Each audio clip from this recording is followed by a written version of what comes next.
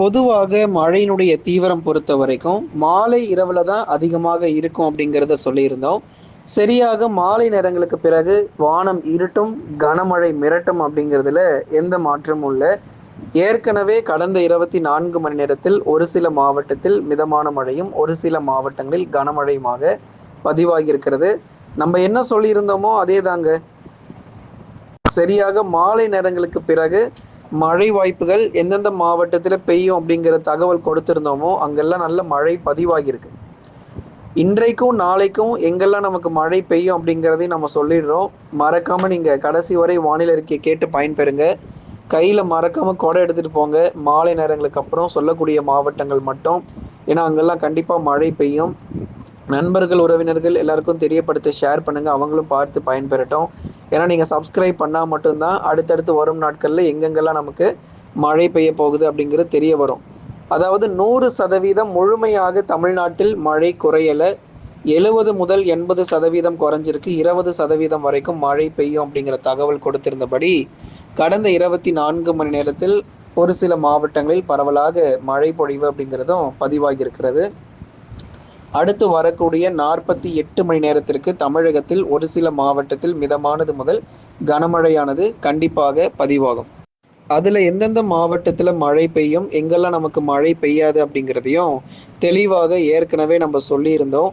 அடுத்து வரக்கூடிய 48 மணி நேரத்திற்கு ஒரு சில மாவட்டங்கள் எந்தெந்த மாவட்டங்கள் அப்படிங்கிறத இப்போ மிக தெளிவாக பார்த்துடலாம். வட தமிழக கடலோர மாவட்டங்கள் முதலாவதாக நம்ம பார்க்க போறது வட தமிழக கடலோர மாவட்டம் தான். ஏன்னா உள் மாவட்டங்கள்லயும் மழை இருக்கு, கடலோர மாவட்டத்திலயும் மழை இருக்கு. அதுல மிக முக்கியமாக கடலோர மாவட்டங்களான சென்னை, திருவள்ளூர், காஞ்சிபுரம் மற்றும் செங்கல்பட்டு மாவட்டத்தில் இடி மின்னலுடன் கூடிய மிதமான மழை பொழிவு மாலை அல்லது இரவு நேரத்தில் உறுதியாக பதிவாகும். இன்று மற்றும் நாளை வரை மழை தொடர்ந்து நீடிப்பதற்கான வாய்ப்பு இருக்கு. அதனால மழை முடிஞ்சிருச்சுன்னு மட்டும் நினைக்காதீங்க. கண்டிப்பா மழை உண்டு. அதெல்லாம் நமக்கு ஓய்வு கொடுக்காது. ஒரு சில மாவட்டங்கள், நம்ம சொல்ற மாவட்டங்கள்ல மழை வந்துட்டு தாங்க இருக்கு. நீங்க வேணா கடந்த 2-3 நாட்களுக்கு முன்பதாக கொடுத்த வானிலை அறிக்கையாக இருந்தாலும் சரி, அதுக்கு முன்பதாக கொடுத்த வானிலை அறிக்கையிலையும் தெளிவாக நம்ம சொல்லியிருப்போம், மழை இன்னும் நமக்கு 100% ஓய்வு கொடுக்கல, கண்டிப்பா மழை வரும்னு. அதே மாதிரி நேற்றைய தினங்களிலும் பரவலாக மாலை நேரங்களுக்கு பிறகு காஞ்சிபுரம், செங்கல்பட்டு, சென்னை மற்றும் திருவள்ளூரில் பகுதியாக மழை தீவிரம் அடைய ஆரம்பிச்சது. கருமேகங்கள் சூழ்ந்து நல்ல மழை பொழிவு, சில இடங்கள்ல பலத்த மழை இடி மின்னலும் காணப்பட்டது. அதனால கடலோர மாவட்டத்தில் இருக்கக்கூடிய சென்னை, திருவள்ளூர், காஞ்சிபுரம் மற்றும் செங்கல்பட்டு மாவட்டத்தில் இன்றும் நாளையும் மிதமான மழை வாய்ப்பு சில நேரங்களில் பதிவாகக்கூடும். அடுத்ததாக பார்க்க போறது கடலூர், விழுப்புரம், புதுச்சேரி மற்றும் காரைக்கால், கள்ளக்குறிச்சியில நமக்கு மழை பொழிவு எப்படி இருக்கும் அப்படிங்கிறத நம்ம பார்க்கலாம். ஏன்னா கடலூர், விழுப்புரம், புதுச்சேரி மற்றும் காரைக்கால், கள்ளக்குறிச்சியில் வானம் ஓரளவு மேகமூட்டமும் லேசான மழை பொழிவாக காணப்படும். ஏன்னா கடலூர், விழுப்புரம் உள்ளிட்ட மாவட்டங்களிலும் பெரும்பாலான பகுதிகளில் வானம் ஓரளவு மேகமூட்டமாக இடைவெளி விட்டு அவ்வப்போது எதிர்பார்க்கலாம். சில நேரங்களில் நமக்கு வானம் மேகமூட்டமாக இருந்தாலும் சில நேரங்களில் மிதமான மழையாக தொடர்ந்து நமக்கு பதிவாகும். ஆகவே எந்தெந்த தேதிகள் எந்தெந்த நாட்கள்ல மழை பெய்யும் அப்படிங்கிறத மிக தெளிவாக நம்ம ஒவ்வொரு நாளும் பார்த்துட்டு இருக்கிறோம். அதனால எல்லா நாளும் நீங்க வானிலை அறிக்கை கேட்டாதான் மழை எப்பொழுது பதிவாகும் அப்படிங்கிற தகவல் உங்களுக்கு முழுமையாக தெரிய வரும். அதனால எல்லா நாளும் வானிலை அறிக்கை கேளுங்க. மழை ஒரு சில மாவட்டங்களில் தொடர்ந்து பதிவாகும். அடுத்ததாக உள் மாவட்ட பகுதிகள் வேலூர், திருப்பத்தூர், ராணிப்பேட்டை மற்றும் திருவண்ணாமலை மாவட்டம். வேலூர், திருப்பத்தூர், ராணிப்பேட்டை மற்றும் திருவண்ணாமலையில் லேசானது முதல் மிதமான மழை மட்டும் அவ்வப்போது எதிர்பார்க்க முடியும். ஆகவே சில இடங்கள்ல லேசான மழை, சில இடங்கள்ல மிதமான மழையா இருக்கும். வேலூர், திருப்பத்தூர், ராணிப்பேட்டையில மாலை நேரங்களுக்கு அப்புறம் பரவலாக மழை பொழிவு தொடர்ந்து நம்ம எதிர்பார்க்கலாம். ஆகவே எந்தெந்த இடங்களில் இந்த மழைக்கான வாய்ப்பு அதிகமாக இருக்கும் அப்படிங்கிறதையும் ஒவ்வொரு நாளும் நம்ம சொல்லிக்கிட்டே இருக்கிறோம். மழையும் வந்துகிட்டே தான் இருக்கு நிறைய இடங்கள்ல. ஏன்னா கடந்த 24 மணி நேரத்துல மட்டுமே 5 முதல் 6 மாவட்டங்களில் பரவலாக மழை பொழிவு பதிவாகியிருக்கு. ஆகவே எந்தெந்த தேதிகளில் நமக்கு மழை இருக்கும் அப்படிங்கிறதையும் ஒவ்வொரு நாளும் நம்ம அறிவிப்புகளில் கொடுத்துக்கிட்டு தான் இருக்கிறோம். அதனால உள் மாவட்ட பகுதிகளிலும் வேலூர், திருப்பத்தூர், ராணிப்பேட்டை மற்றும் திருவண்ணாமலை மாவட்டத்தில் பெரும்பாலான பகுதிகளில் மிதமான மழை பொழிவு உறுதியாக பதிவாகும். கிருஷ்ணகிரி, தருமபுரி மாவட்டத்தில் லேசானது முதல் மிதமான மழையும், சேலம், நாமக்கல், கரூர், திருப்பூர் மற்றும் ஈரோடு மாவட்டத்தில் ஒரு சில இடங்களில் லேசான மழை வரைக்கும் எதிர்பார்க்கப்படுது. அநேக இடங்களில் வானம் ஓரளவு மேகமூட்டமாக இருக்கும். மாலை நேரங்களுக்கு பிறகு அந்த வானம் ஓரளவு அந்த மேகக்கூட்டங்களுடன் கூடிய லேசான மழை பொழிவுகள் அவ்வப்போது இந்த நாமக்கல், கரூர் மாவட்டங்கள், சேலம் உள்ளிட்ட இடங்கள்லாம் சில சமயங்களில் லேசானது முதல் மிதமான மழை வரை அவ்வப்போது எதிர்பார்க்க முடியும். ஆகவே எந்தெந்த பகுதிகளில் மழை வாய்ப்புகள் இருக்குது அப்படிங்கிறது நம்ம தெளிவாக சொல்லிட்டோம். வட தமிழக உள் மற்றும் கடலோர மாவட்டங்களில் பெரும்பாலான பகுதிகளில் மிதமான மழை வரை எதிர்பார்க்கப்படுது. மாலை மற்றும் இரவு நேரங்களில் பரவலாக மழை தீவிரமும் கண்டிப்பாக காணப்படும். டெல்டா மற்றும் தென் மாவட்டங்களில் ஒரு சில இடங்களில் லேசான மழை வரை பதிவாகும்.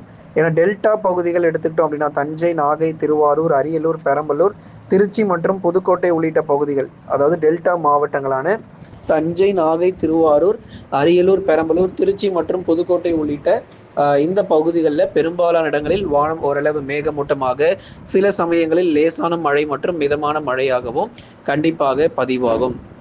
ஆகவே ஒவ்வொரு நாளும் நம்ம மழை பொழிவு அப்படிங்கிறது குறிப்பிட்டு ஒரு 6லிருந்து 8 மாவட்டங்கள் வரைக்கும் தான் பார்க்க முடியுமே தவிர, மீதமுள்ள நிறைய மாவட்டங்கள், அதாவது தமிழ்நாட்டிலேயே 85% வரைக்கும் மழை வாய்ப்பு குறைவாகவும் 15% மட்டுமே மழை பொழியவும் வாய்ப்பும் இருக்கு.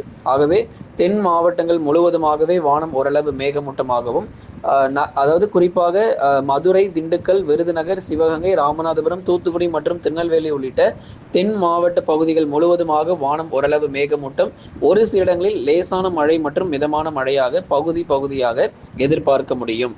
அதனால அடுத்து வரும் நாட்கள்ல எல்லா இடங்களுக்கும் மழை பெய்யாவிட்டாலும் தென் மாவட்டங்களில் சில இடங்களில் மட்டுமே அந்த லேசான மழையும் எதிர்பார்க்கலாம். அடுத்ததாக மேற்கு தொடர்ச்சி மலையொட்டிய மாவட்டங்கள் நீலகிரி மற்றும் கோயம்புத்தூரில் மிதமான மழை தொடரும். வால்பாறை, சோலையாறு, சின்னக்கல்லர்ல மிதமான மழை தொடரும். நீலகிரி மாவட்டத்தினுடைய மேற்கு பகுதிகளில் ஒரு சில இடங்களில் பரவலாக நமக்கு மிதமான மழையானது இருக்கும். மற்ற இடங்களில் வானம் மேகமூட்டம். தேனி, தென்காசி மற்றும் கன்னியாகுமரி மாவட்டத்தில் ஒரு சில இடங்களில் வானம் ஓரளவு மேகமூட்டமாக காணப்படக்கூடும். ஆகவே மேற்கு தொடர்ச்சியில கூட பெரிதளவு மழை இல்லை, ஏன்னா அங்கேயும் நமக்கு மிதமான மழை தான் தொடர்ந்து நீடிக்க போகுது. ஆகஸ்ட் இறுதியில நமக்கு கணிசமாக தென் மாவட்ட பகுதிகளில் பரவலாக மழை பொழியலாம் அப்படிங்கிற ஒரு எதிர்பார்ப்பு இருக்கு. ஆகஸ்ட் இறுதி மற்றும் செப்டம்பர் முதல் வாரத்தில் கணிசமாக நமக்கு மழை பொழிவுகள் மீண்டும் அதிகரிக்க ஆரம்பிக்கும். அதுக்கப்புறம் செப்டம்பர் முதல் 2 வாரங்கள் மழை வாய்ப்புகள் எப்படி இருக்கும் அப்படிங்கிறதுலாம் இனி அடுத்தடுத்து வரும் நாட்கள் உங்களுக்கு சொல்றோம். செப்டம்பர் பொறுத்த வரைக்கும் ஒரு சில நாட்கள் வெயிலின் தாக்கம் சற்று அதிகமாகவும் ஒரு சில நாட்கள் மழை பொழிவும் காணப்படும். இரண்டுமே இருக்கும், வெயிலின் தாக்கமும் இருக்கும், அதே மாதிரி மழை பொழிவும் காணப்படுவதற்கான வாய்ப்பு செப்டம்பர் மாதத்துல உண்டு. அதுக்கப்புறம் நமக்கு தென்மேற்கு பருவமழையும் ஓய்வு கொடுக்கக்கூடிய நேரமும் இந்த செப்டம்பர் மாதத்துல தான் இருக்கு. அப்புறம் அக்டோபர் தொடங்கியாச்சு அப்படின்னா கொஞ்சம் கொஞ்சமா தென்மேற்கு பருவமழை ஓய்வு கொடுக்க ஆரம்பிச்சு வடகிழக்கு பருவமழை படிப்படியாக தொடங்க ஆரம்பிச்சிடும். அதனால வடகிழக்கு பருவமழை ரொம்ப கிட்ட நெருங்கிட்டோம். ரொம்ப நாள்லாம் கிடையாது, இன்னும் ஒரு மாத காலம்தான் இருக்கு. ஒரு மாத காலத்துக்குள்ள தென்மேற்கு பருவமழையெல்லாம் கொஞ்சம் கொஞ்சமா முடிவுக்கு வந்து அதுக்கப்புறம் அக்டோபர் மாதம் தொடங்கிய உடனேயே வடகிழக்கு பருவமழை பொறுத்த வரைக்கும் தொடங்க ஆரம்பிச்சிடும். அதன் பிறகு மழை தீவிரம் மிக மோசமாக இருக்கும். எதிர்பார்த்ததை விட இந்த வருஷம் வடகிழக்கு பருவமழை அதிகமாகவே இருக்கு நண்பர்களே. அதனால தொடர்ந்து எல்லாருமே நீங்க லைக் பண்ணுங்க, சப்ஸ்கிரைப் பண்ணி சப்போர்ட் பண்ணுங்க. தமிழகத்தில் மிக கனமழை மற்றும் அதி கனமழைக்கான வாய்ப்புகள் கண்டிப்பா கிடையாது அப்படிங்கிறதையும் உங்களுக்கு தெரியப்படுத்திடுறோம். தொடர்ந்து நண்பர்கள், உறவினர்கள் எல்லாருக்கும் தெரியப்படுத்தவும் ஷேர் பண்ணுங்க.